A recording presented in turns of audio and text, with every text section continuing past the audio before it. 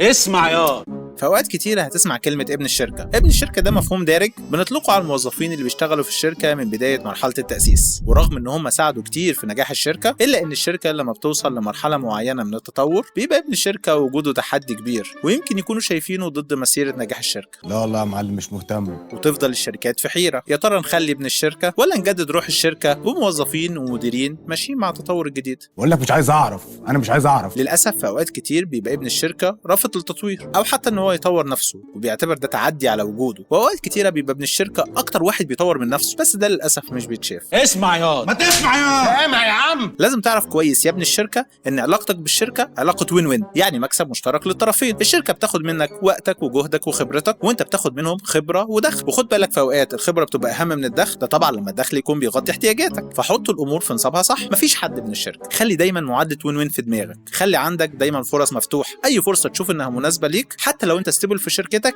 قدم فيها. كفايه ان انت في الانترفيو هتعمل نتورك جديد، لان الطرف الثاني اللي في المعادله اللي هي الشركه استحاله هيسمع عليك لو وقعت في شغلك، وخاصه لو انت في سينيور بوزيشن اللي هو اسهل حاجه يضحي بيها في اي دروب. ايه ده وينفع؟